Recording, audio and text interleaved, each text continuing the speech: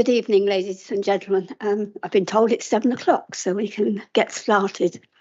I'm Councillor Carol Jewell, and I chair the Planning Committee, which consists of 9 elected borough councillors supported by a range of professional officers.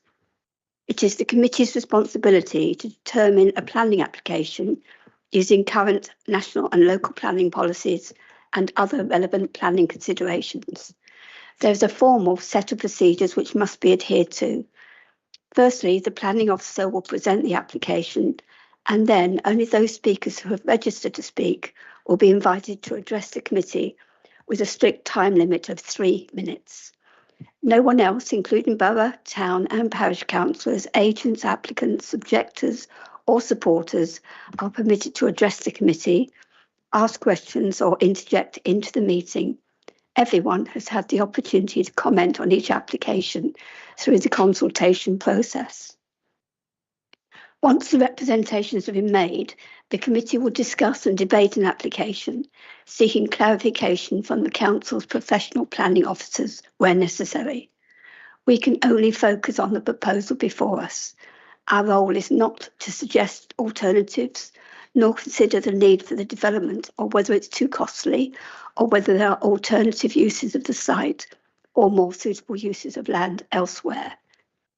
Planning proposals can often generate strong opinions, both for and against the development, but committee business needs to be conducted in a professional and orderly manner without interruption from the public gallery. As chair, I have the discretion to remove individuals from the meeting in accordance with point 8.2.6 of the Council's Constitution. This includes suspending the meeting and or terminating the webcasting of the meeting. That's the official bit done. Right, I'd like to start with item 41 on the agenda, which are apologies. Apologies from Councillor Ng Siu Hong, Chair. Thank you. Item 42 is the minutes of the previous meeting. I just need to confirm those. All those in favour, please show. Thank you very much. I'll sign those after the meeting. Are there any declarations of interest? Yes, Wayne. I'm looking at the speakers list, and there are people that I know, and having recently been to the standards board because somebody accused me of knowing a resident in Hurst, I feel it's only right that I don't know them like I've gone out with dinner or anything like them, but I know David Cornish, I know Simon Weeks, and I know Rebecca Margetts. I don't know them personally, but I know them, and they've been exec members, and 2 of them have been ex-chairs of this committee. So what else do you want me to say? Thank you. Exactly the same from me. Very much. I think probably we could all say the same. Yes. Okay. Right. So well known over there.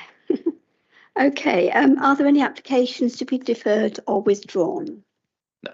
No, thank you. We've got 2 items on the agenda, 2 applications. I intend to take the Radstock Primary School one first. It is a lot less complex than the Finchampstead one, and I hope it won't take as long. It will save people waiting around. So if we start with item 46, which is application 250101, Radstock Primary School, Radstock Lane, Early. Adriana, if you could take us through that, please. Thank you, Chair. Good evening, Chair, members of the committee and members of the public.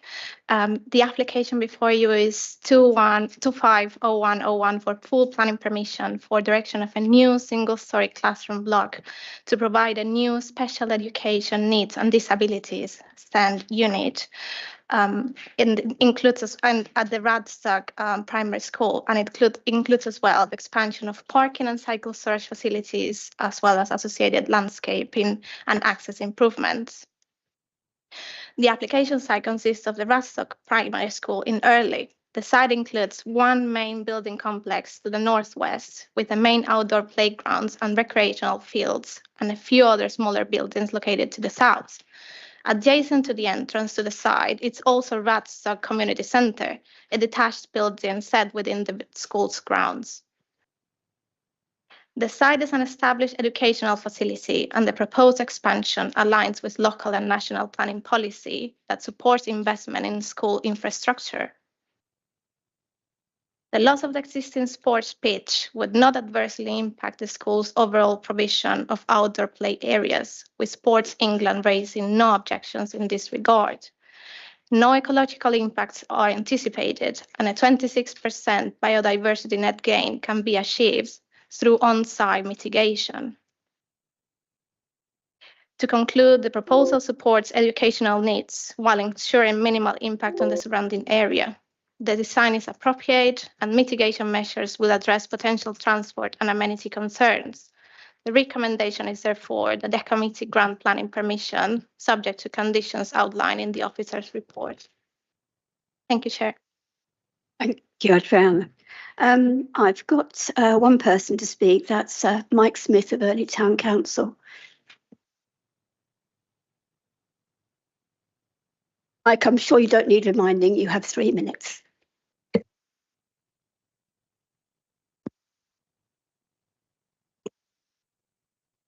Good evening. Thank you very much for the opportunity to speak as a representative of Early Town Council Planning Committee. As our written comments state, we have no objections to this proposed building. However, we feel it important to bring to the committee's attention there are some issues with the parking provision. In the public access planning portal, there is a document entitled Parking Strategy Revision A, which states there are currently 43 parking spaces and there will be 48 on completion. 43 spaces for the entire site is the correct number, but the site is shared with the community centre operated by Early Town Council. In the lease for that community centre, it is explicit that 5 of those spaces are for the sole use of the community centre. In addition, 10 are for shared use by the community centre, and after school hours, a further 15 are available to the community centre. There are 2 spaces of those 43 that are associated with the living accommodation of the on-site caretaker. So if you take those parking spaces, there are actually only 36 spaces available to the school today. The building of the new unit will, as the document states, create 6 new spaces, but access to these new spaces, to obtain that access, 3 of the existing spaces will disappear. So that's a net gain of 3, not 5, as stated in the documentation you have before you. So that's a maximum of 39 spaces available to the school, not the 48 as stated. That's nearly 20% less than stated in the application documentation.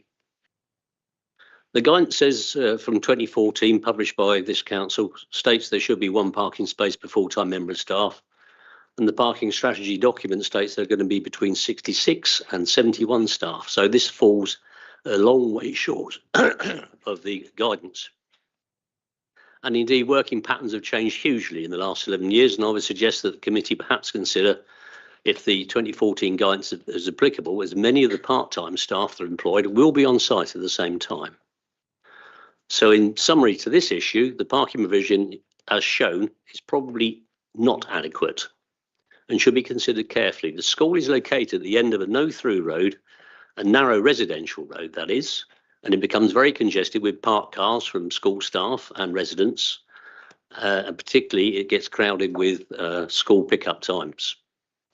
This causes considerable inconvenience to the residents of the Radstock Lane, safety hazard for pedestrians, and also disrupts the business of the Early Town Council from time to time.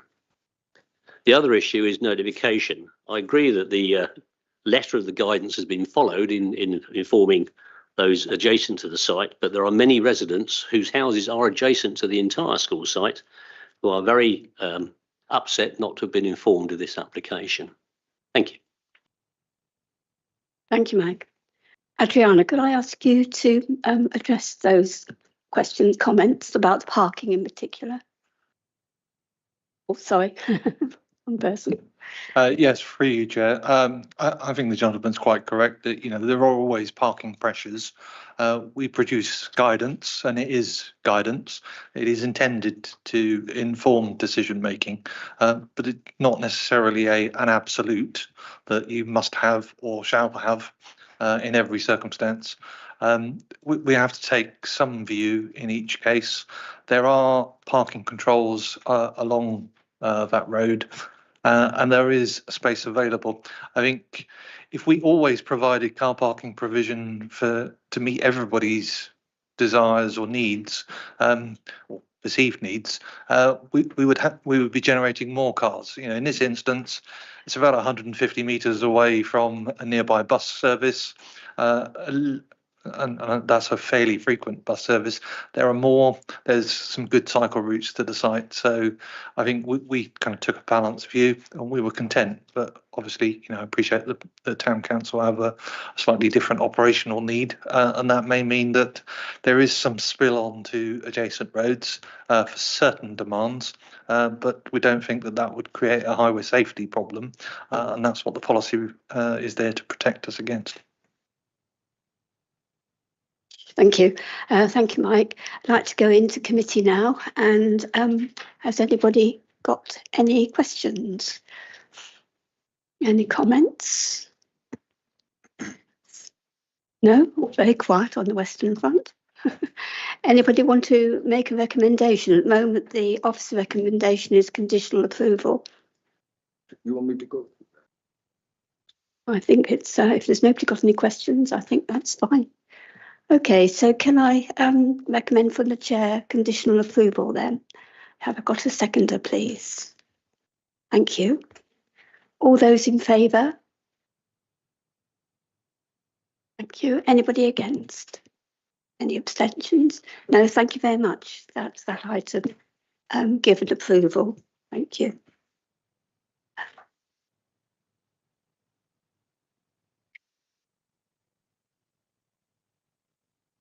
Right, we go then on to item, sorry, can everybody hear me all right? Oh, I've got a bit of a cold, so I'm not, I'll try and get closer. Okay, shout if you can't hear me, sir. Right, the next item is item 45, which is application 241567, land east of Longwater Road in Finchamstead. Adriana, you're the case officer. Could I ask you to take us through that, please? Thank you, Chair. Can everyone hear me? Okay, I'll try to speak loudly. Good evening once again. This is planning application 241567, seeking full planning permission for direction of 38 dwellings, including 60% affordable housing, together with associated landscaping, drainage, parking, and a new access road from Longwater Road. The site outlined in red is a parcel of greenfield land located outside but adjacent to the defined settlement limits of Finchamstead Village. A public rights-of-way traverses the site to the north, with residential development immediately to the north of it. To the south of the site adjoins the former quarry, which will form part of the extension to the country park. There are protected trees along the east, west, and southern boundaries of the site. There is a footpath on the east side of Longwater Road, which connects the site to the village hub for easy access to some amenities and facilities, including a primary school, a public house, a farm shop and coffee house, and sports club.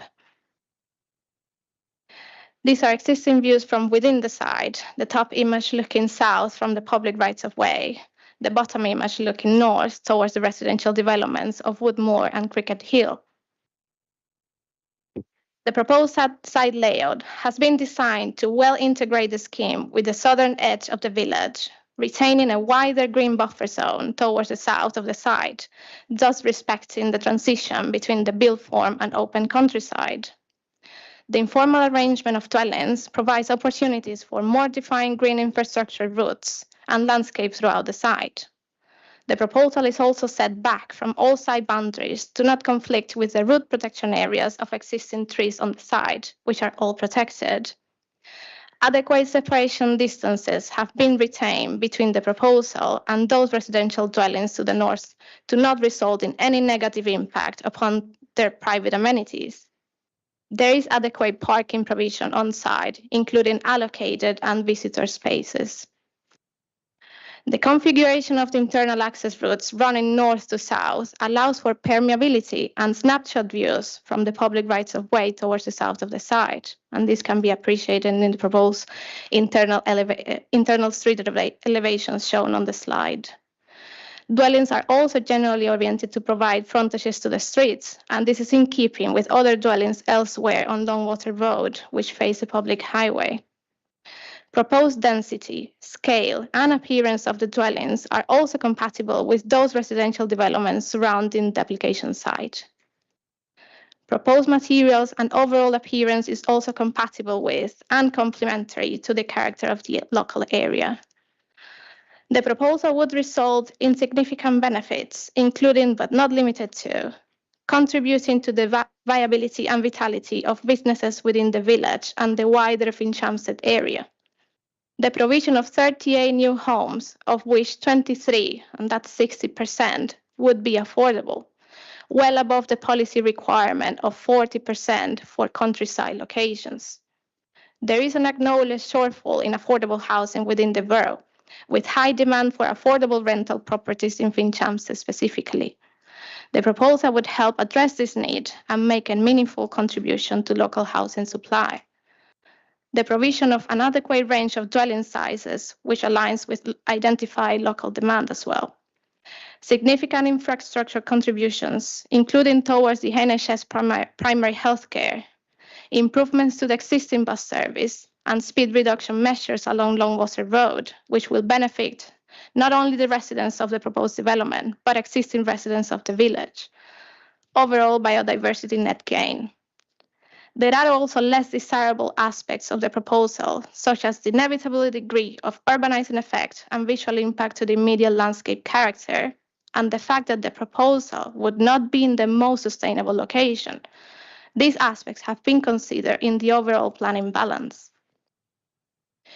To conclude, the most important policies for determining this application are out of date, given the Council cannot demonstrate a 5-year housing land supply. When applying the tilted balance as per paragraph 11T of the framework, it is considered that the adverse impacts of the proposed development would not significantly and demonstrably outweigh the benefits when assessed against the policies of the framework as a whole. Therefore, the officer recommendation is that the committee grant planning permission subject to conditions outlined in the officer's report, as well as the completion of the legal agreement to secure the relevant contributions. Thank you, Chair. Thank you very much. I have 4 speakers for this item.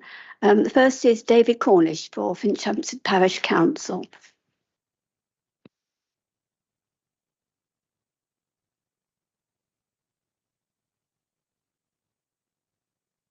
Thank you, Chair. My sympathies go to the officer who has to present this case because it's pretty desperate stuff.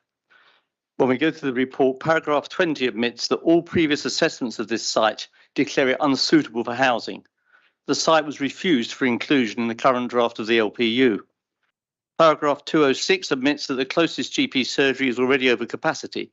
Contributions to NHS primary healthcare will do nothing to resolve this. There will be no extra facilities at the surgery, and it is totally misleading to suggest otherwise. The report ties itself in knots over sustainability, trying to imply that an oversubscribed primary school and a pub shop counter selling prime cups of venison are evidence of a full range of community facilities. Paragraph 125 implies that the presence of existing dwellings make it a sustainable site. That's bonkers. Finchampstead Village was first settled when local transport was by horse and cart, and definitions of sustainability have changed since then. Our current policies make it quite clear that this is not a sustainable location. We welcome provisions for social housing on any application, but you could hardly find a more unsuitable location for it than here. I recall, unfortunately, an application in Sonning some years back being then superseded by an identical application with no social housing due to the lack of financial viability. Having already established the principle of development, I may be unduly cynical to reflect upon land values around Finchampstead and wonder if this may happen here. Paragraph 32 of the report says that Finch Hampstead Neighbourhood Plan does not address local housing need. This is wrong. The FNDP supports the delivery of about 1,500 new dwellings at Finchwood Park and an additional 200 houses at 3 other locations across the parish, plus the fantastic new social housing at Gorse Ride. This provision is acknowledged on page 164 of the NDP as exceeding the identified local need by nearly 60%. This was approved by WBC officers and by the main council in 2023, having been approved previously in a referendum by a majority of nearly 90%. I think we all know this recommendation to approve the application is being driven by senior officers who understandably don't wish to go to appeal and are concerned about their performance metrics. I suspect some committee members may already have been made aware of this. But these are not relevant planning issues upon which to determine this application. We understand the pressures that planning officers work under, and we understand government strategy. People understand that the country needs more houses, but they also need faith in a planning system which is transparent and based on rules. If officer advice, albeit well-meaning, undermines public confidence in that rules-based system, it undermines support for government plans to build more houses and undermines support for all of our elected representatives. This application is not remotely compliant with the current planning and rules and policies of this council. It is the prerogative of you, our elected members, to own and safeguard those policies. Unless and until you decide to change them, officers should implement our current policies and this application should be refused.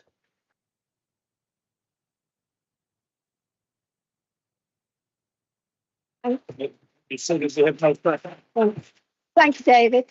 If we could resist from clapping, we'll keep everything moving then rather than holding it up. The second speaker is Simon Weeks, who's a resident. Simon.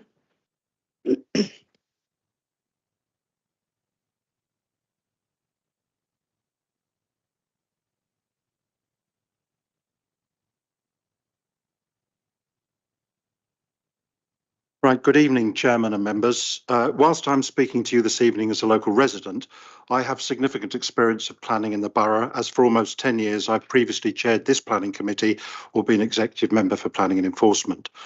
An application to build 40 houses on this rural site was made in 2017 and subsequently withdrawn after WBC confirmed they would not support it, as it was not in the local plan, was an unsustainable location and would result in an extension of the small settlement of Finchhamstead Village. At that time, the village also had a proper shop, a petrol station and a post office, all of which subsequently closed permanently after COVID. The site was then submitted along with more than 30 other sites in Finchhamstead alone when the call for sites for the new local plan started. It was rejected, and I recall the head of planning policy saying at the time that this was one of the least appropriate sites in Wokingham for development.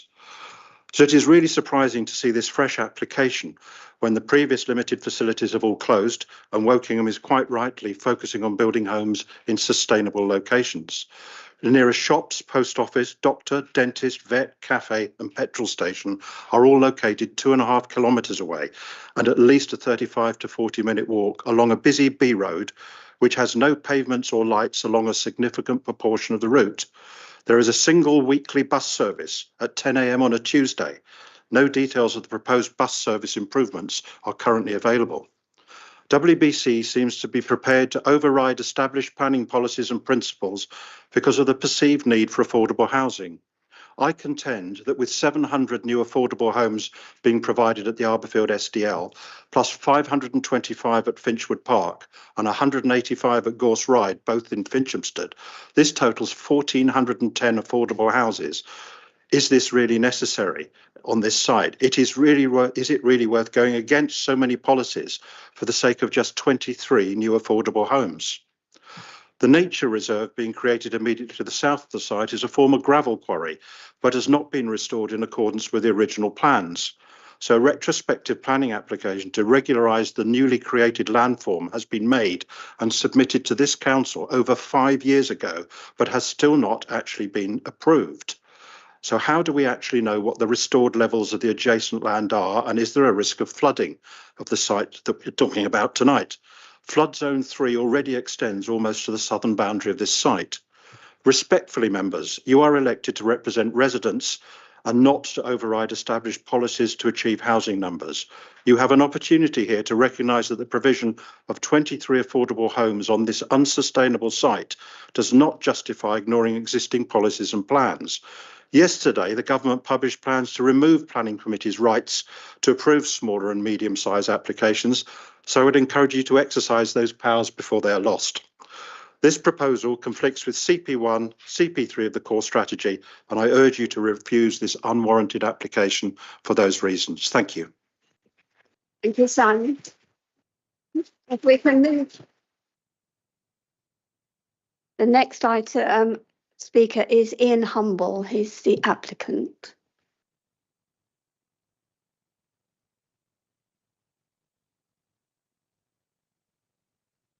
Thank you, Chair. My name is Ian Humble, Associate Planning Director at Catesby Estates Limited, the joint applicant for this proposal, together with Stonebond Properties Guildford Limited. We very much welcome the recommendation to grant planning consent. Our original submission was for 40 homes. However, the proposals have been fundamentally reconsidered following comments from the Council's Landscape and Tree Officer.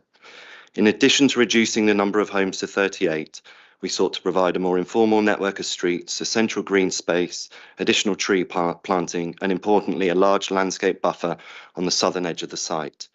The site occupies an entirely logical and sustainable location for development. The local primary school, preschool, farm shop, pub, community hall and recreation ground are all within a circa 10-minute walk of the site. The addition of 38 new dwellings will of course support the continued patronage of these facilities. Notwithstanding the sustainable location, we have written in principle agreement with Thames Valley Buses to provide an additional morning and evening bus service, which will benefit both existing and prospective residents. The Council's Head of Strategic Housing has confirmed that there are an astonishing 674 applications for affordable housing in the Finch Hampstead ward alone. Local people who simply cannot afford to live in the area. Crucially, therefore, this application seeks to deliver 60% affordable housing and could deliver more. The houses have been designed to reduce carbon emissions and will be powered solely by electricity. Given the small scale of the scheme, the dwellings could be delivered and made available for occupation in a short time frame. The application has received numerous letters of support from local people. Residents such as A. Arkle, who says, I am a Finch Hampstead resident and believe this location is an ideal place to raise a family. Kay Burgess, who says, I found it challenging to find a suitable house within Finch Hampstead without having to move out the area. I strongly support the proposed housing development. O. Rodwell, who says, it's almost impossible to live in Finch Hampstead without affordable housing. S. Hayes, who says, I am in full support. Introducing new homes would not only help address the housing needs of younger generations, but also provide much needed support for local businesses. Jay Mason, who says this development will bring affordable housing, which is crucial. It helps ensure that teachers, nurses and other essential workers can afford to live nearby. And C. Corrin, who says, I've always dreamed of living in Finch Hampstead. The development would significantly alleviate the burden of renting.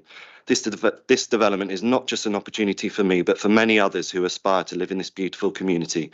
I urge you to consider the positive impacts this project will have on residents' lives, including mine. There are many other letters.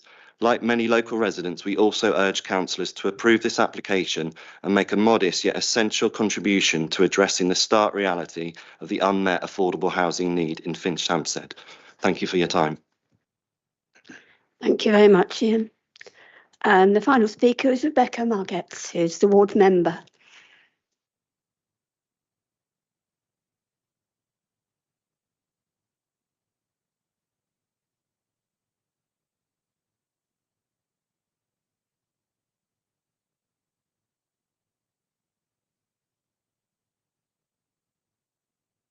Thank you. As the elected member for Finch Hampstead, I strongly oppose this planning application. Quite simply, I should not be here today because this application should not be recommended for approval. There are numerous reasons for this, including that this application fails to comply with the planning policy guidelines set by WBC and the NPPF, and two of its own officers raised significant objections to it. As you read through the detailed officer report, you will encounter various statements detailing why this development fails to align with our policies. Yet remarkably, it has been recommended for approval. I would like to highlight a few critical points.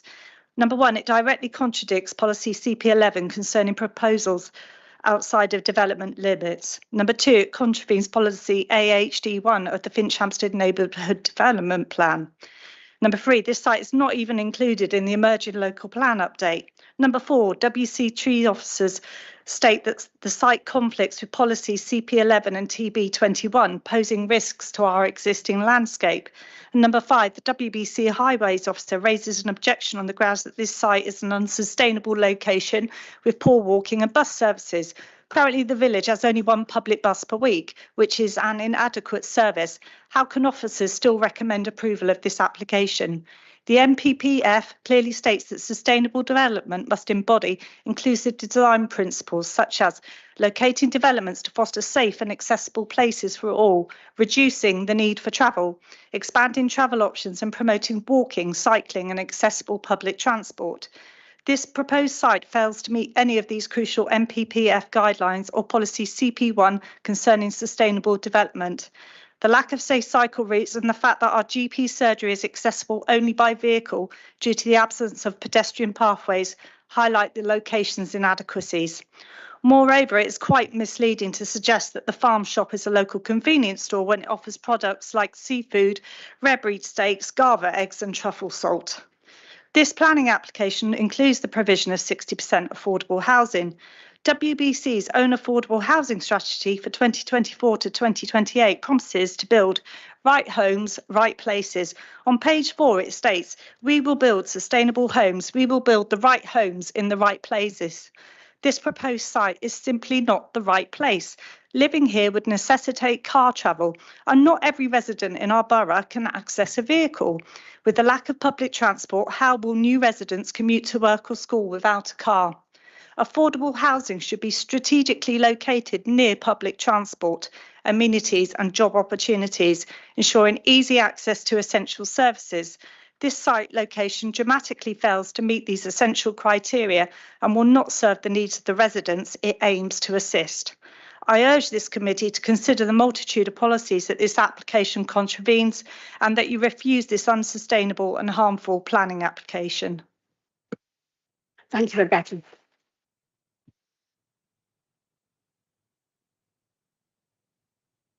What I'd like to do is make a note of who wants to speak to this item. If you wouldn't raise your hands. Is there anybody? Yeah, Wayne.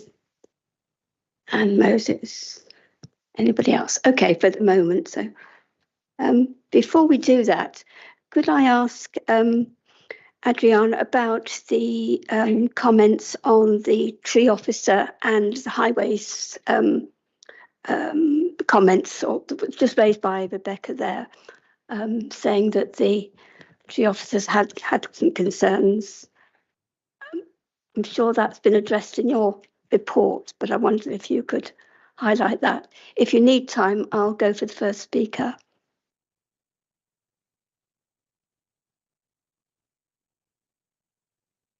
Yes, sir. It is acknowledged that our highways officer and trees and landscape officer had some concerns with the fact that the highways officer had concerns that with the unsustainable location of the site, but that's just a recommendation that the officer make, and it's based on facts. It is acknowledged within the report that this site is not in a sustainable location. However, as also mentioned in the report, this has to be weighed against, it has to be considering the planning balance, and when weighing the benefits of the scheme, it was considered by officers that the fact that it is in an unsustainable location did not outweigh all the significant benefits that the scheme is bringing forward. The same applies with the concerns raised by the trees and landscape officer.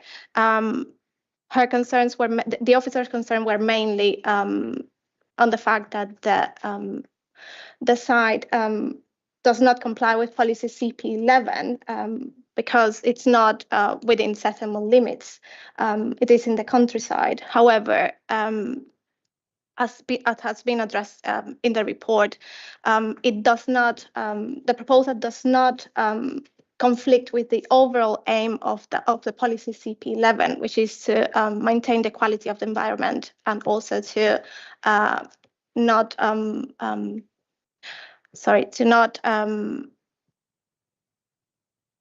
my words. Separation, thank you. Yes, to not conflict with the separation gaps between settlements, and that has been addressed in the report as well. Thanks, Adriana. Highway's got a comment as well. Sorry, thank you, Chair. Yes, we did say that the site is in an unsustainable location because we have to take a considered view. And in shaping that view, we kind of had a similar opinion to that of sites that have been allowed on appeal. Notwithstanding many of the very good and valid points that have been made in objection, we have a site here where the site sits within around 800 metres of a primary school. They're quite right that there may well be capacity issues there.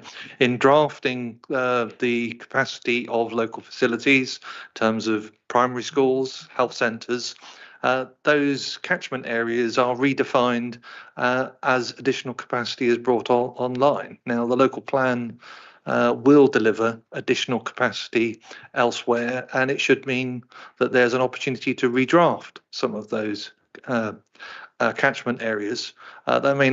That may actually help in some extent the people that currently drive to the current school and redistribute some of that demand. A lot of these things, the difficulty is in the planning balance that we, of course, have to say that this site is in an unsustainable location because it's a very small village. But these residents might quite legitimately live here and cycle to Hogwood employment area, which is certainly within acceptable walking distance, cycling distance. In terms of the walking distance to Finchampstead and the health facilities, yes, again, some of the comments were raised that the footway network is discontinuous in places. There are alternative routes via Church Lane. It's slightly longer to walk on road where the traffic flows are very light, and it is quite reasonable in those locations. Could I ask you to give the officer a chance to speak? No, you weren't interrupted. I'd like him to say what he's got to say. Thank you. Again, it's imperfect, and we have to accept that that's the case, and that's why we made the response that we offered. But equally, we also recognise, as the applicant has suggested, that public transport here is rather poor. It's reliant on subsidies. We also heard that the post office and shop closed. The lifeblood in villages does die off, and many neighbourhood plans actually support increases in housing development to retain some of those facilities, and there's various cases where that has been the case in various planning decisions. We have to strike the balance, and I think our planning officers have done their absolute best to give you the best possible advice. And yes, that is to overrule us in the same way that the inspectors have overruled us on other sites which we also felt were unsustainable, perhaps slightly better than this location. Alan, thank you very much. Right, Wayne, you wanted to speak. Alan, can I just ask a couple of questions? Firstly, on what you've just said, not on my points I was going to raise. You talk about in the LPU maybe redefining the boundaries. Are you suggesting that any boundaries are going to be changing in this location? No. Yeah, sorry. No, when I said I was referring to catchment areas. Yep.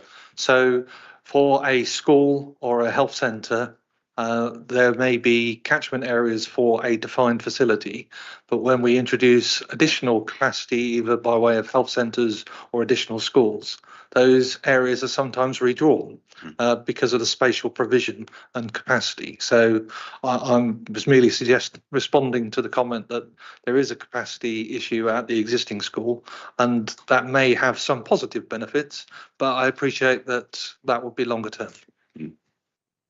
But we don't think at this stage nothing is going to improve at this location as a result of the LPU. All right, okay. The bus service, I'm a little bit confused because on the visit on Friday, I was told by your colleague that there is one a week, which we've established, and the result of this application would be there would be 2 a week for a period of time. Now, the gentleman said for the developer, I think he said that there will be 2 a day. So what's right and what's wrong? I think I can try to answer that. If that's okay. The proposal of the applicant that came with the application suggested that they are currently in negotiations with Thames Valley Surveys to improve the existing bus services that will serve this site. Our highways officers were of the view that financial contribution would work best as for the council, as we can have options. It would give us it would give the council flexibility in terms of like whether improve like the existing service, like providing like a morning or like evening service, or like provide two buses services, or like another alternatives that the council can negotiate. And that's why we've sought like a financial contribution that's like £30,000, and that's separate from whatever arrangement the applicant is negotiating with Thames Valley Survey. What's the definition of good? Good service. Because in the MPPF, it says that a bus service should be good. So I would class once a week as dreadful. So what is the definition of good? Yes, in our current adopted core strategy, we define good public transport as being, I think it was 20 minutes or half an hourly service, Monday to Friday. Obviously, that appreciates a different point in time. And I think, as you just heard, the expectation here, balancing what we've heard from appeal decisions, that because of housing land supply, inspectors are still minded to support planning consents or allow appeals, even when a site is going to be more reliant on the car. In terms of the public transport element, coming back to your point, we've suggested that by taking a contribution, we can deliver the best possible social service for bus services, bearing in mind there is a relative isolation in this location. There are other obligations that we could potentially explore and pursue, but I think, again, what we're trying to do with the applicant, with the community, we would seek to get the best value for the community to meet their needs. So, you know the question, what's a social service? So how is that going? Because I've got lots of other questions. I've got a more very high principled question in a moment, but I want to get to the bottom of this, because we all get excited about 60% affordable housing. But is this the right location for putting 60% in? People might not like to hear this, but I think it's probably not the place, if you rely on a car, to have any affordable housing. You should have that in a more sustainable place where you have got a 20-minute bus service. Just a point of view. But 30,000, I mean, we see this across the rest of the borough. 30,000 isn't going to pay for a bus once a day. I mean, it just isn't. I mean, it's fantasy. I mean, and if we're going to get anything better than what we've got at the moment, I think all we're going to have to agree is that this location will not deliver a good bus service. End of. Because I can't see us agreeing to anything other than it's not adequate. And we're just going to accept that if this is approved this evening, it's an unsustainable site and the bus service will never be good. Right, but I mean, and the framework acknowledges that development should prioritise sustainable transport, but it also recognizes that there's implementation varies between rural and urban sites. Yeah, this is a rural site. Yeah, this is a village. So you're not going to get the same expected bus services in the village as you have in a town or So- a larger city. So therefore, when you're placemaking, let's placemake to fail then. No, because while housing should facilitate pedestrian roams, it doesn't mean that development must be limited only to locations where residents can meet all the needs without private vehicles. Because such sites are very rare. Yeah, and I do get that, Martijn. I do get in certain locations, you get, you can look, we've got 17 parishes in WBC. Some are closer connected than others. What I'm trying to say here is, here you don't have a shop. You have a deli. So you don't have the things that we see in some of the other villages where you could walk to. Yes, you can walk to a pub. Yes, you can walk to a very good cricket facility, etc., football facility. It's very good. But the other stuff has gone in that village. So if they want to do the weekly shop, they have to go to Wokingham or Yateley. And they're miles away. So anyway, I'm gonna move on because I know I'm not going to get the answer I want. It's not sustainable. We shouldn't even be here discussing this evening. We shouldn't, and we're being put in a very difficult position. I do get when applications come to this committee and they are in the local plan, and because of the delay of the local plan, developers want to bring them forward. I get it 100%. But when a site has not been chosen by the specialist in this council as not being suitable, and then we're being asked to recommend it for approval, you're putting us in a very, very difficult position, especially when everything I've heard this evening makes this site unsustainable. The other disingenuous thing, which I really don't like, and everybody knows my views on neighbourhood plans, but despite that, when you develop a local plan, you work in unison with the council. So in this case, they would have worked in unison with the strategic team, the strategy team. And in doing that, you then work through what sites are in your area.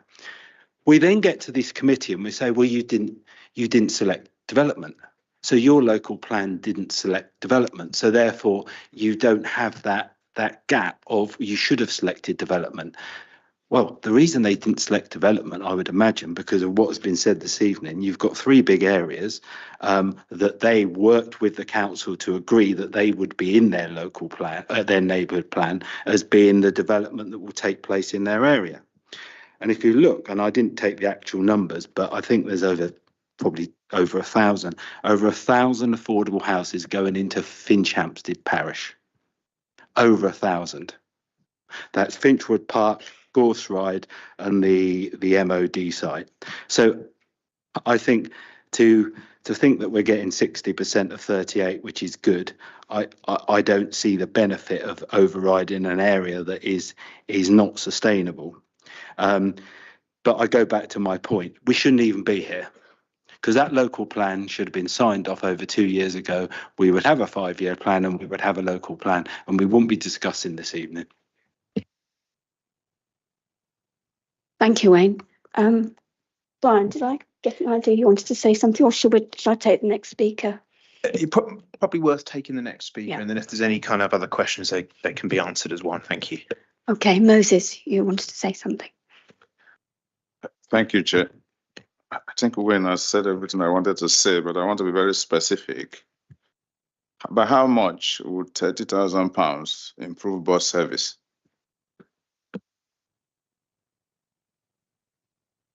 So, okay, by how much would pottery sum of £30,000 improve bus service?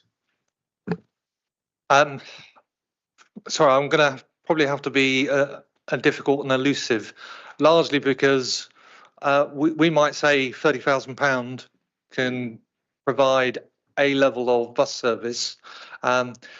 We do this on a public domain, public capacity, and then when we tender the service, the bus operator says £30,000 will deliver you that. So we would obviously strive to deliver the best possible service for the community in terms of its longer term. And as I was indicating a moment ago to Councillor Smith's question, that we'd be aiming to get the best value for the council, for the community.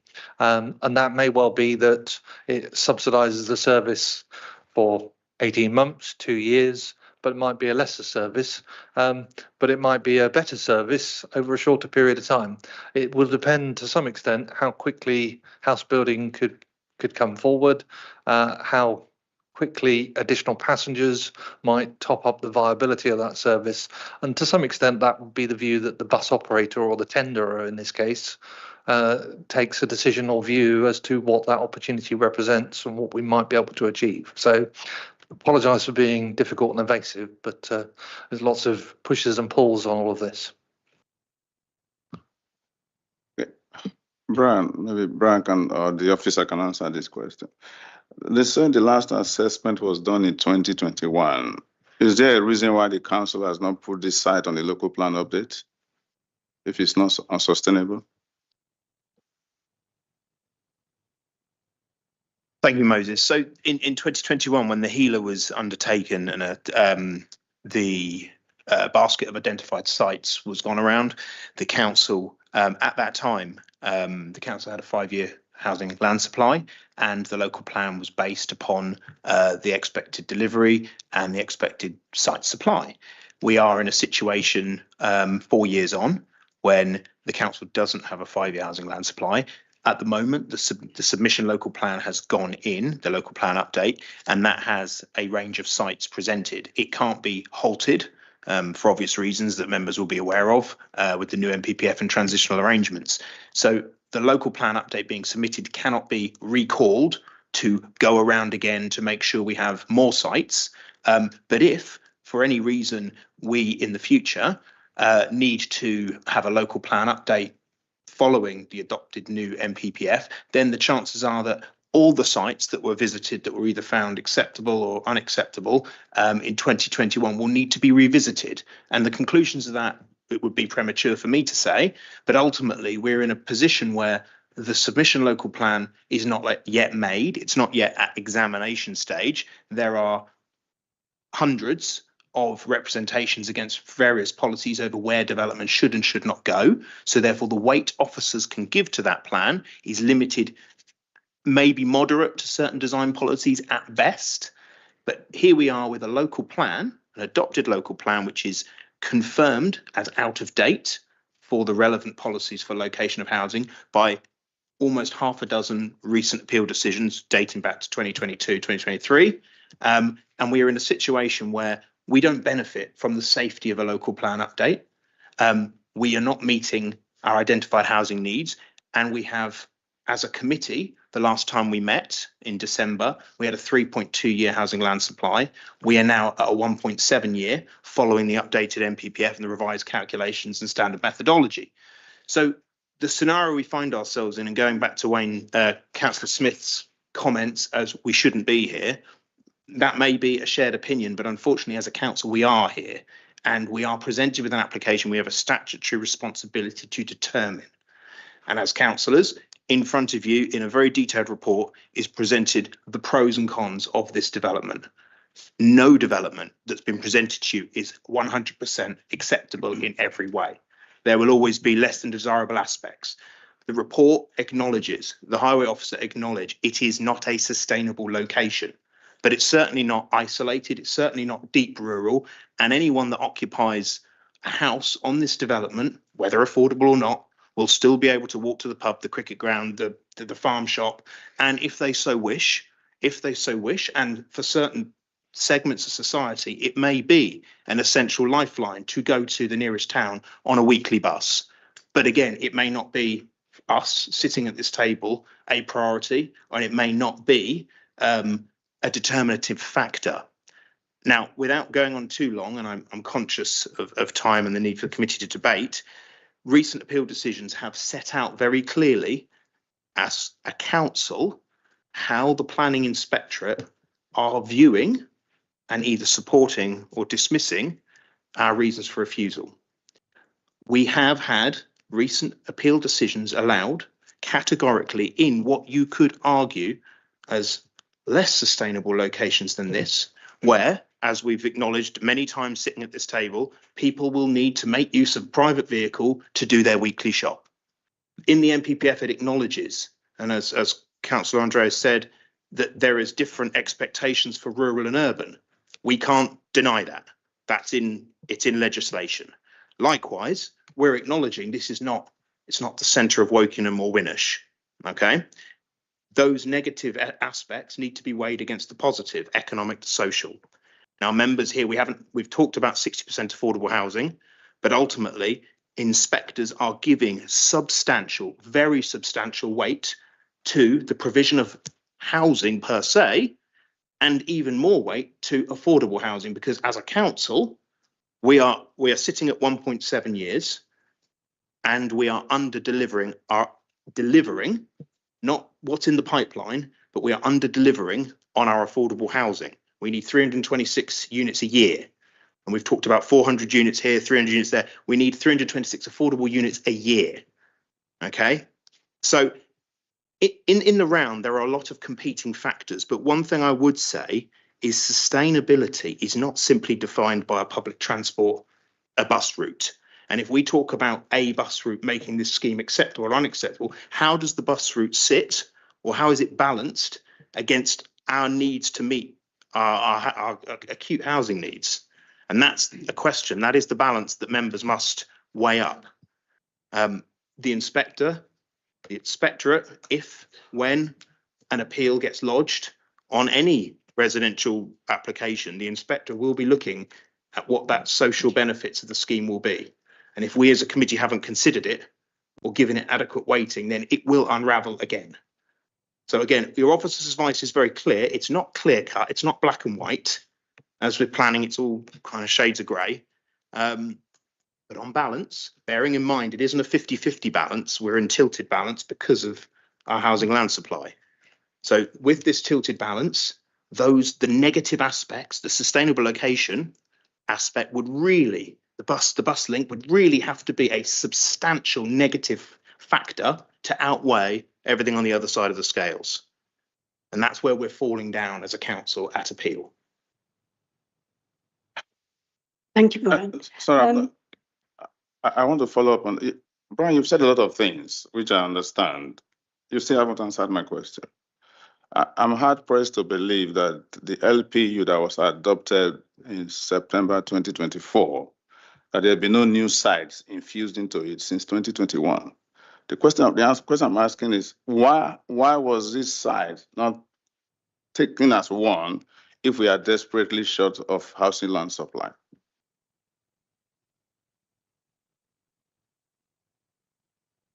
Is my question unclear? The LPU in 2021, it undertook a high level assessment. Okay. I said at the beginning of my answer was we can't stop the local plan process and start again. And again, it would be for my policy colleagues to explain why. But ultimately, as a council, we have a local plan, which we are progressing. In 2021, we weren't in a situation where we needed to consider this site. In 20, yeah. You keep going back. I'm trying to understand. Are you trying to tell me that between 2021 and 2024, when the LPU was adopted, no new sites were included, and this site could not have been chosen post 2021? It's not been adopted. So, okay, when the council, the LPU has been submitted, yes? So what I'm asking is, between 2021 and 2024, were there new sites that were included? So if this site was deemed unsuitable in 2021, because I hear a lot about, oh, we had to improve on the plan we inherited and stuff. I'm trying to understand why the council did not choose this particular site as one of the new sites to make up the so-called shortfall in land supply. I mean, the short answer is because there was no need to at the time. But what I would say is that doesn't prevent us from needing to consider what is in front of us. So irrespective of the HELA in 21, irrespective of whether the council in their plan making assessment decided to add this or any other site that's been in front of you. Bearing in mind, there are other sites in the hundreds of houses that have been presented to you the last 6 months, which haven't been included, that one could argue are even in more appropriate locations than this. Okay, they haven't been added. So the application itself goes one further from the high level HELA, high level assessment. That's broad. Okay.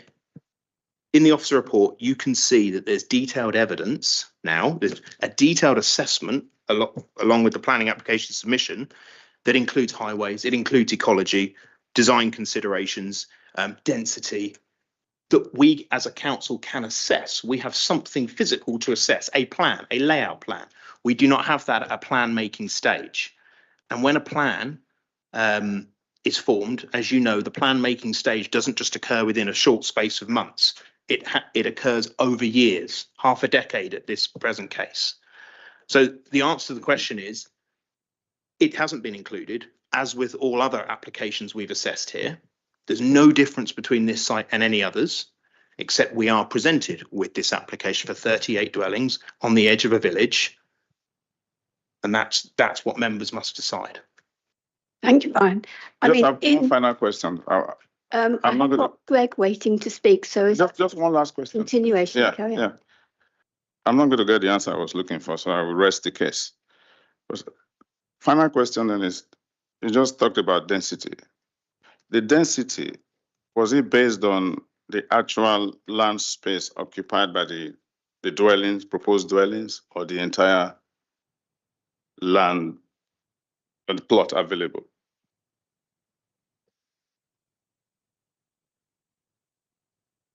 I believe it's on the entire site, but I'll ask Adriana to look at that.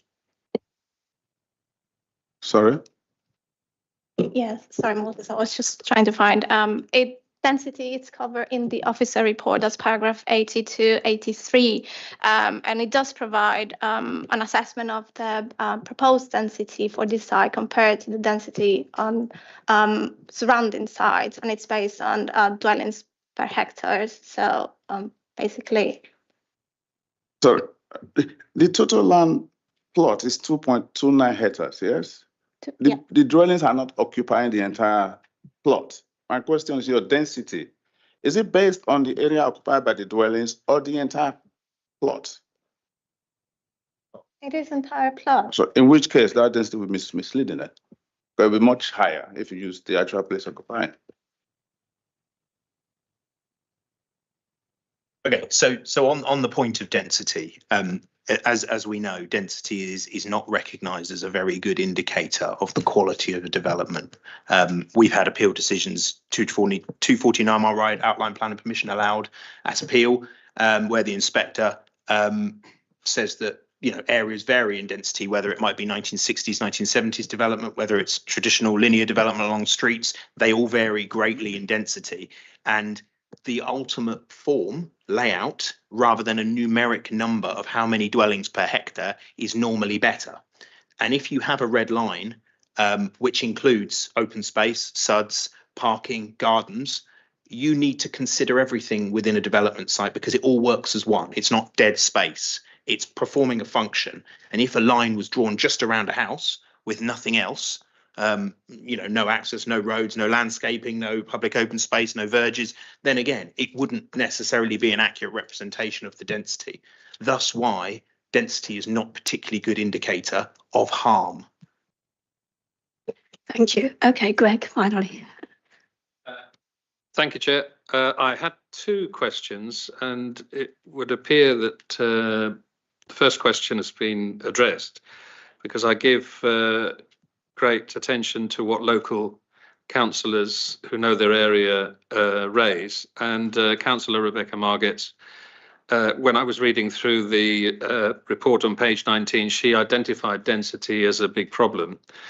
I was going to ask the question, could the officer covering this address the point of density? Have you any other further points to clarify for the committee addressing this point of concern?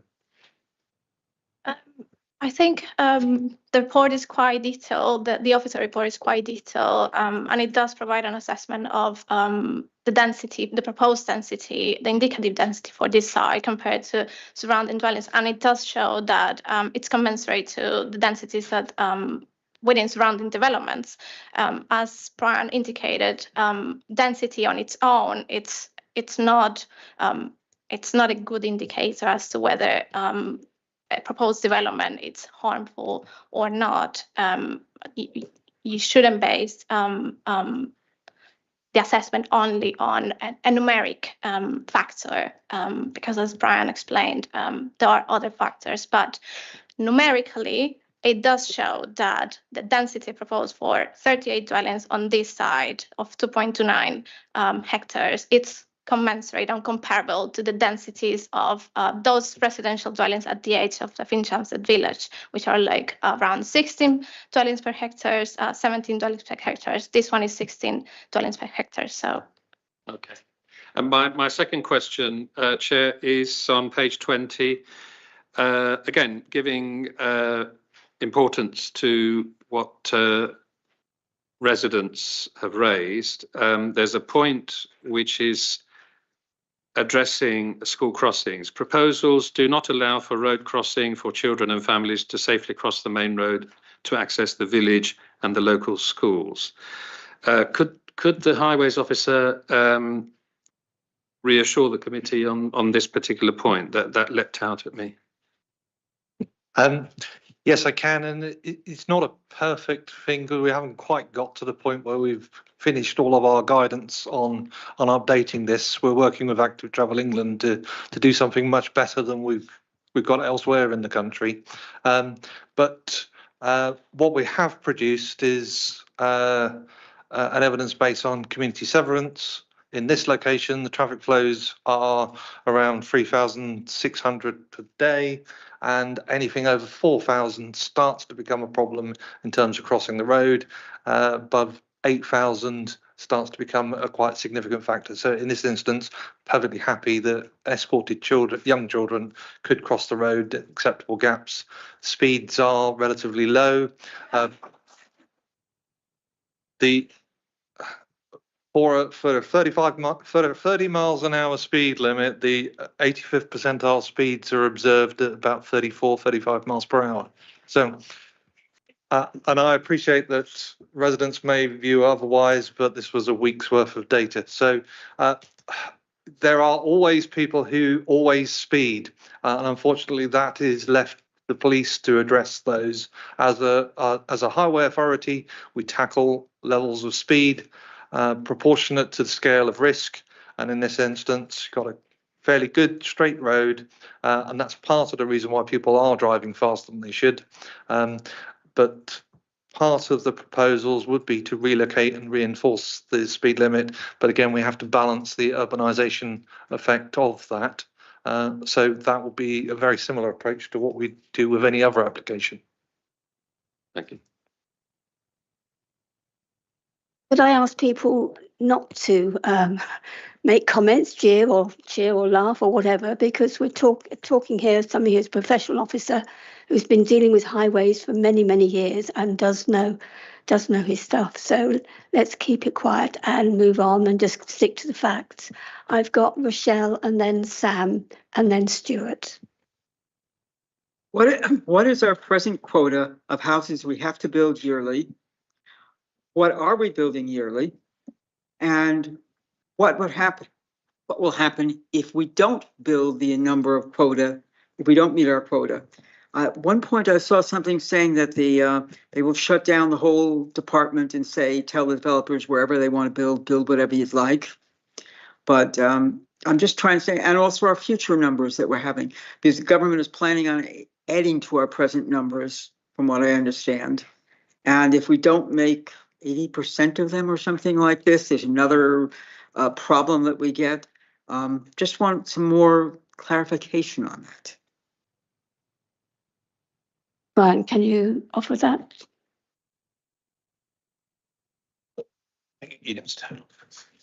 Thank you, Chair. Thank you, Rochelle. I think there's a couple of points there which I'll try and unpick.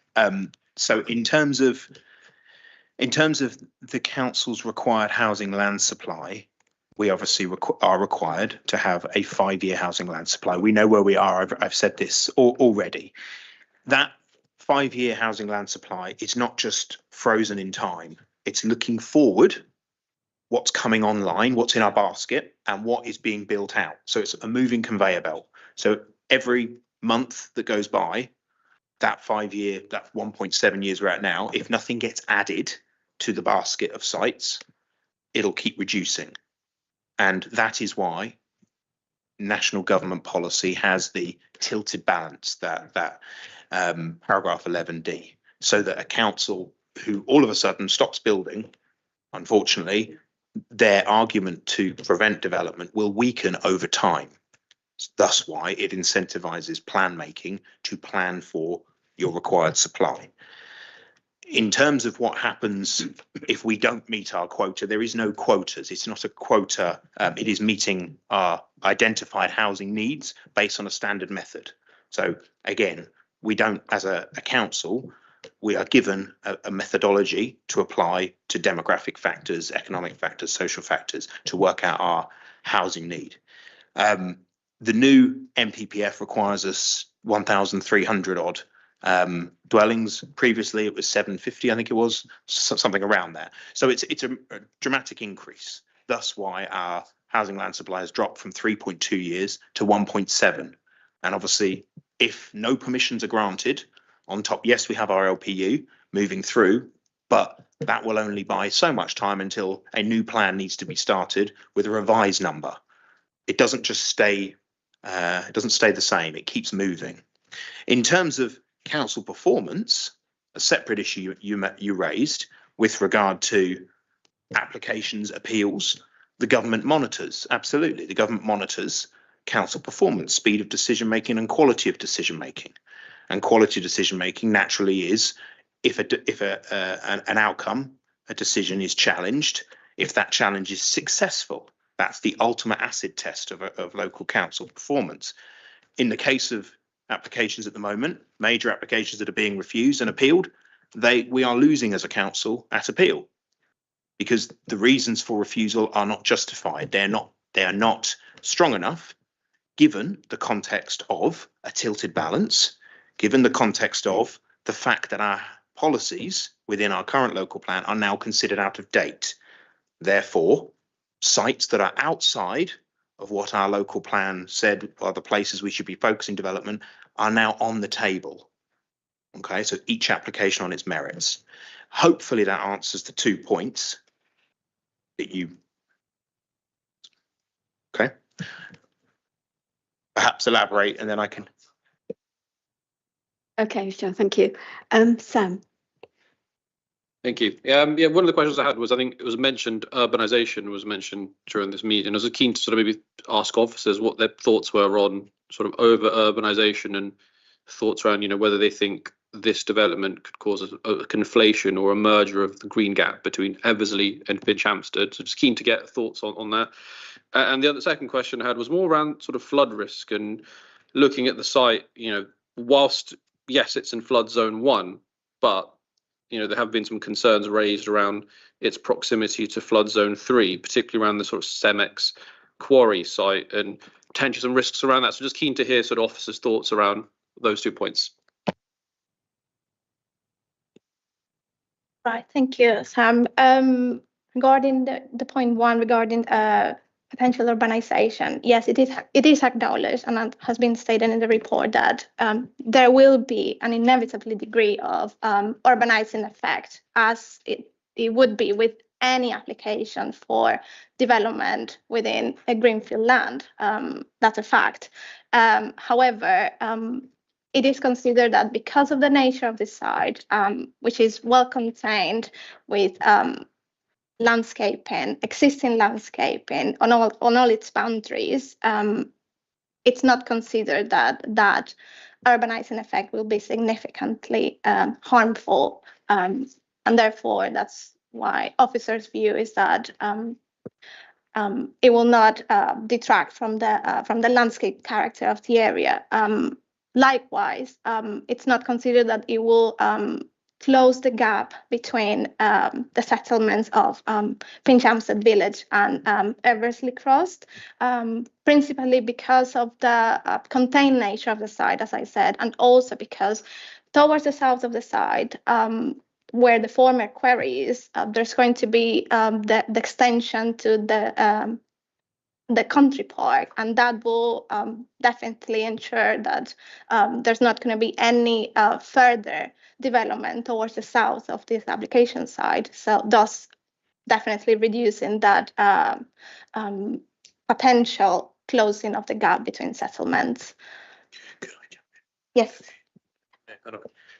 So just wanted to jump in, Councillor Actor, on the back of that point before Adriana covers the flood risk. It's worth noting that inspectors in the recent appeal decisions have acknowledged on every single application that there will be landscape harm.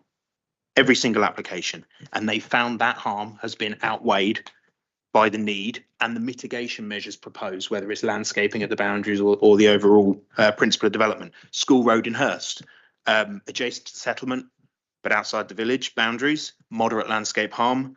Appeal was allowed due to housing need and limited visual harm.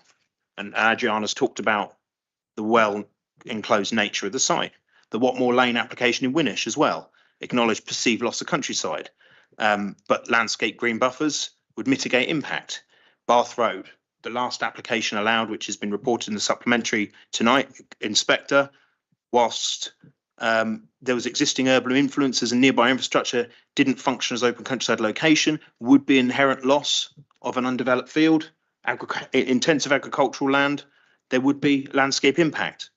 And the implications for this application on Longwater, that landscape harm is rarely, as you have seen, is rarely enough to justify refusal on its own based on the housing benefits. So again, it's just worth bearing that in mind, along with, we talked about the bus and sustainable location.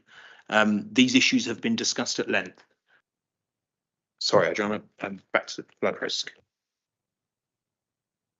Thank you, Brian. Regarding the second question about flood risk, the entire site and where the proposed build form is going to be is within flood zone 1, and it is acknowledged that the former quarry land falls within flood zone 2 and 3, where the according to the environmental agency map, which is contained within the officer report as figure 6 and page 54, it does show that the northern boundary of the quarry, which is closer to the application side, is within flood zone 2. There is a green buffer zone within the proposed development. So all the build form, all the dwellings have been pushed towards the north of the site, providing that green buffer zone. And there's a proposed attenuation basin as well, which will cater for all the surface water. The application was accompanied by a flood risk assessment report, and that was evaluated by our flood risk and drainage engineer, and they raised no objections on those grounds. Hopefully that answers your question. Sam, are you okay with that? Stuart? Yeah, I just wanted to, I feel quite uncomfortable about all of this, I think, really, because I think Brian mentioned that he didn't think there were any sites were approached after 2021 to put in the local plan proposals. Well, that's not true. There were 2 in Barkham, big ones. Yeah. So if this wasn't any good, if this was good, why didn't we go looking after this one as well? I still don't understand that. So I feel it's a pity that we were even here when we put on our local plans in September with sites added in the summer of 24. Thank you.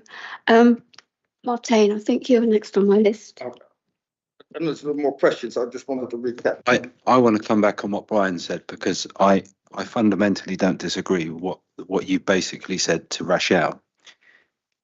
We submitted our Regulation 19 LPU to the government the last week of February. And that was as part of the MPF timeline that we had to get it in before the 12th of March. Getting it in before the 12th of March meant that we would be under the existing number of, let's just amongst friends call it 750. That then goes through its stages. We have the first examination prior to the summer holidays, I'm told, and the second one will be in the autumn. All things going well, it will get approved next year. I thought it would be spring, but I was told this week that it might be the summer.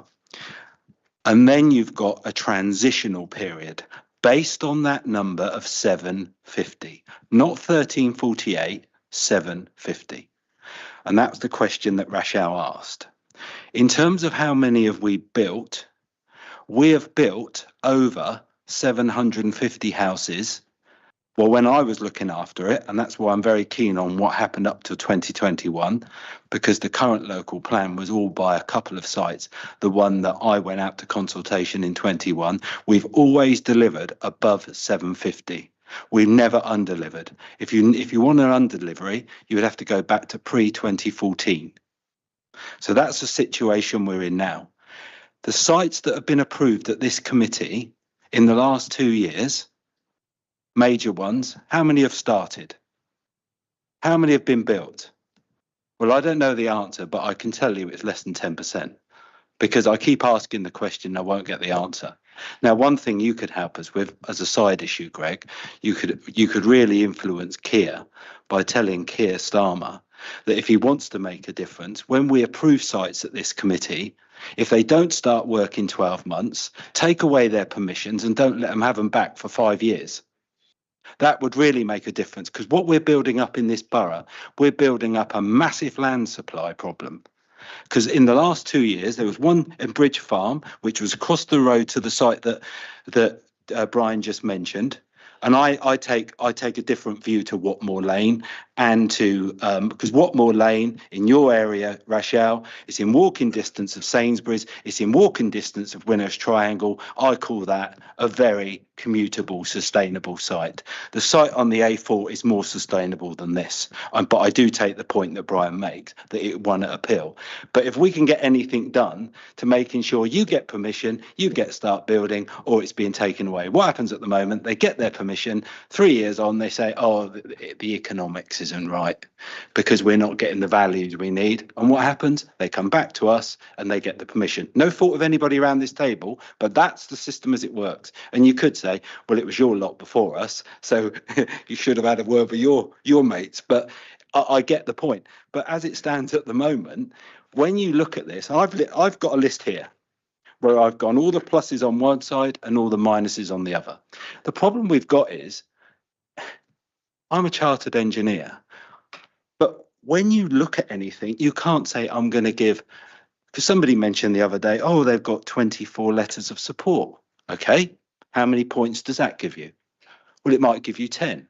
So what about the 257 letters against? How many does that give you? 100. Then you go down to, and I'll read it out just for the sake, affordable housing. So let's say that's a plus. Yep, a plus. We've got no 5-year land supply. That's a plus. We've got no local plan, but it's emerging regulation 19. But let's give it a plus. We've got letters of support. And then all the rest are related to planning balance and the fact that we don't have a 5-year land supply. When you go on the other side, you say, well, it's not a sustainable site. It doesn't meet all the criteria, the exceptional criteria of CP11, in none of them, and you've got that in your report, Andrew.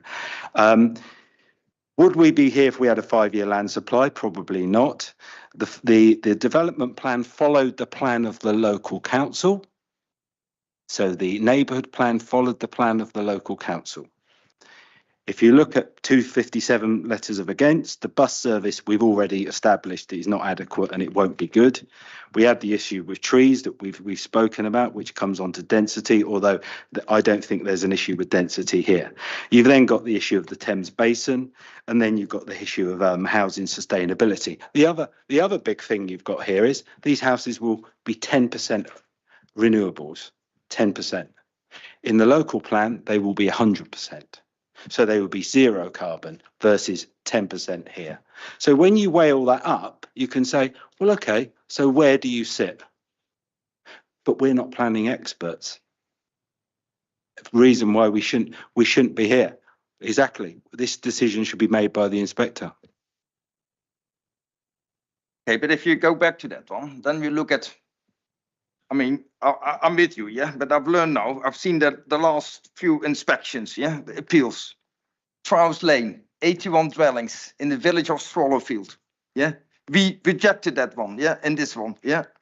It's just as bad as this one. And it was approved at appeal. You know, we have Hurst Road, the school road, 23 dwellings, only 40% affordable. There's no more amenity. There's no more shops or. Yeah, but this is also walking distance to school.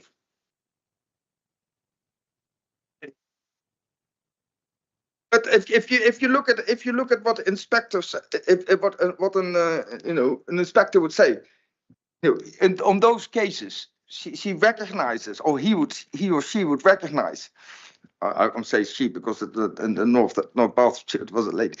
That you know that if you build developments in a rural environment like this, yeah, there will be reliance on cars, yeah, and that is in their view not as significant as the benefits of what they care about, the number of housing and the especially affordable housing.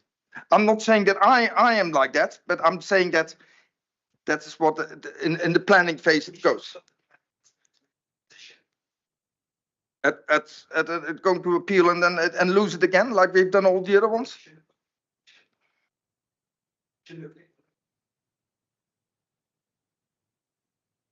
There are some members here who wanted to kick down the local plan even longer. Yeah, so I mean, two of them voted against it. Okay, can we not have the cross the table arguing, please? No, no, but there's my plan in the first place. Yeah. Right. I'm with you on that one, mate, but there's two of the members there who voted against it. Yeah, and it's all nice and well for asking Keir Starmer to solve the planning issue of that has been in the making for the last 10 years. So it's a bit unfair putting that. Okay. Unless anybody else wants to say anything or ask questions or speak, then I think we need to look at going to a vote on this. We are where we are, and in the ideal world, these sort of applications wouldn't be coming before us. But we have to face realities, and we also have to make decisions on what we're able to do, what's within our powers, if you like. I'd just like to take this opportunity to thank the officer for a very thorough report. I mean, it's pages and pages of it. So I think we've had all the information that was possible to have, and we've had some good debates on that. So I think unless there's anything else, Martijn, you're talking about summing up. A bit of a recap of the things. Yeah. Maybe go through the key points that Adriana raised. We have the principle of development. I think the officer has recognized that application is contrary to CP11. And also because it doesn't meet CP11, it automatically also contrary to the policy of HHD1 in the Finch Hampson National Neighborhood Plan. The site is not including in the emerging plan. But I think she's fair that on recent appeal decisions, we've seen that the planning inspector attaches limited weight to the emerging LPU. And that at the moment that I'm asking, do the members agree with the officer that this carries limited weight in the planning balance decision as we are on the tilted balance is in place? You're asking us, does it carry limited weight? And so therefore, where does it put us on the tilted balance? Because it is tilted balance, it carries limited weight. The fact that it is in compliance with CP11.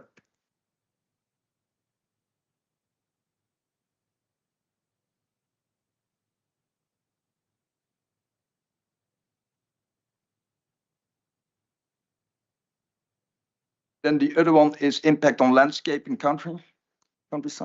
I think the officer stated that the development proposal on a currently undeveloped site will inevitably result in some harm in the existing landscape.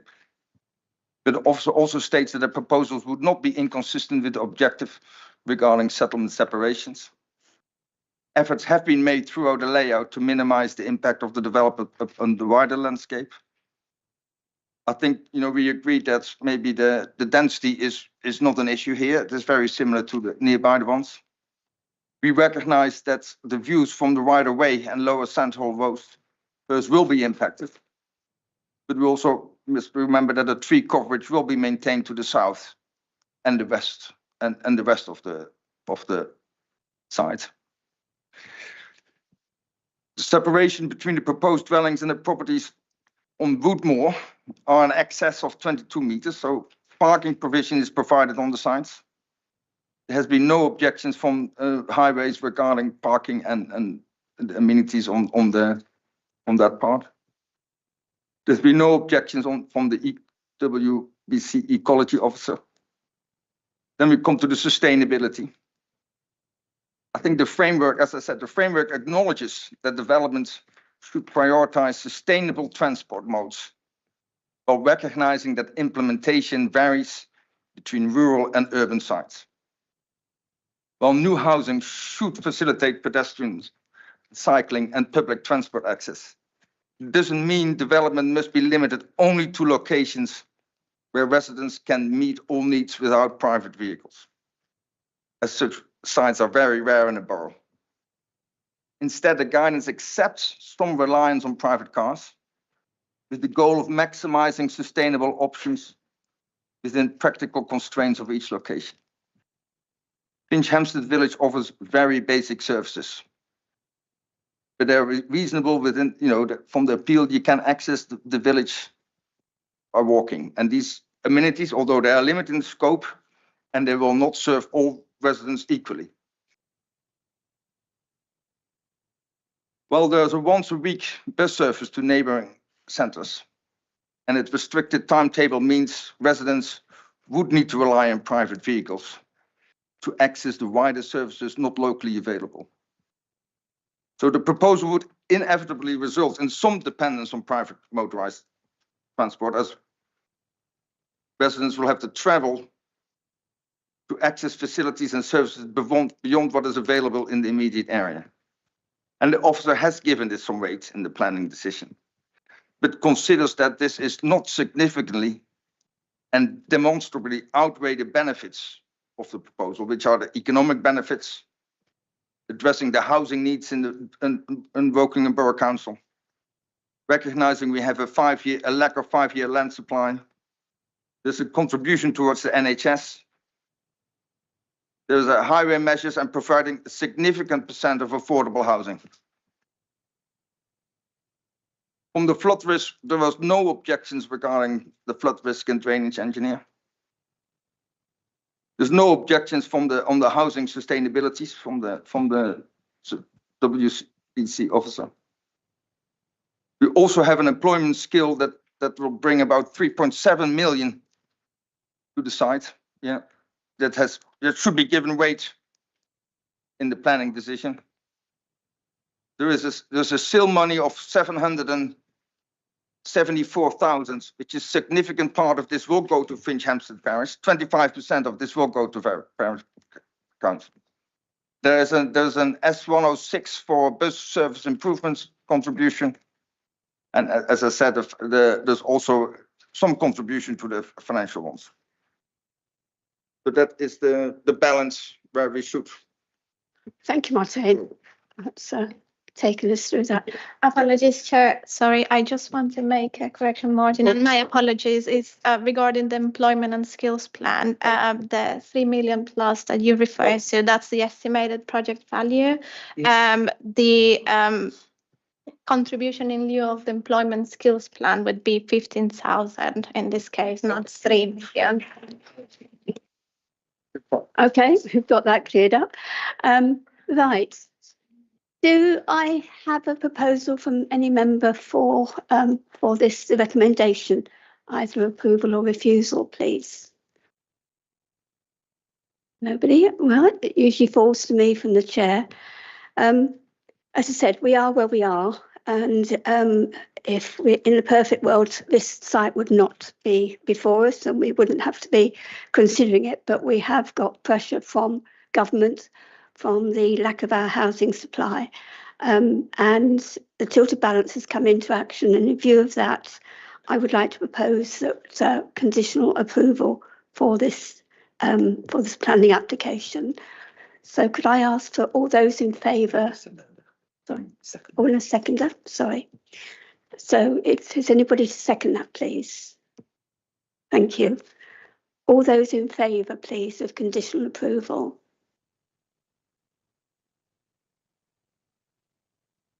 And all those against? And all those abstaining? Thank you very much. That means that application is passed for conditional approval. And that we've got an item on the supplementary agenda to look at next.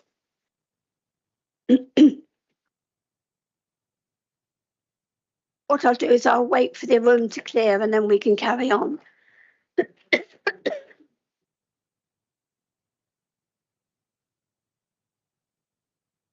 No casting vote, that makes a change. I know.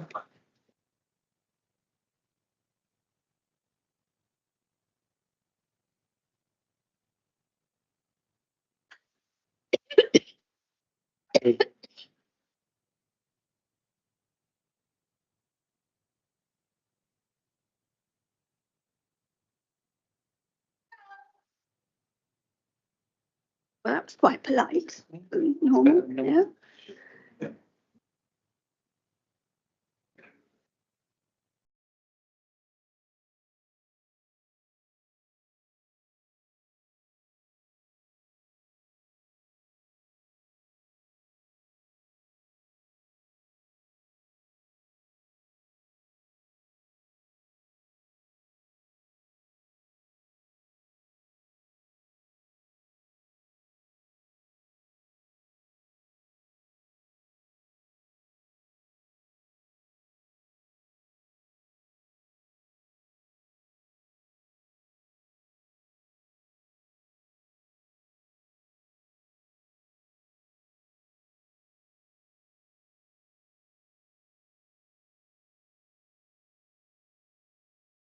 Very much. And we've got an item on page 7 of the supplementary planning agenda.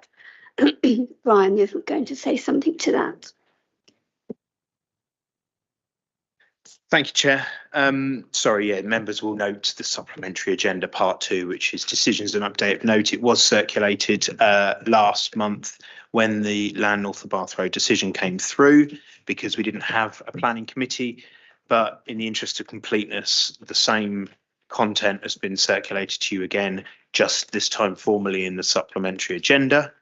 One last point is just to bring members' attention to the fact that it is likely that a formal report will be presented to members of the planning committee in April, subject to there being items on the agenda that highlights the council's appeal record, formally highlights the council's appeal record against statutory government performance targets.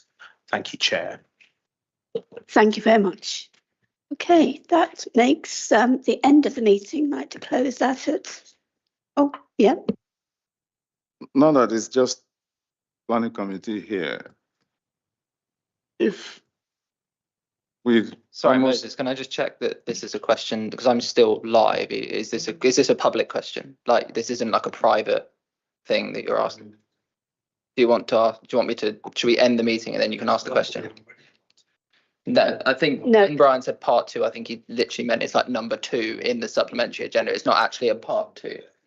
So should we just close it and then? Yeah. Okay, well, it's now 8:40.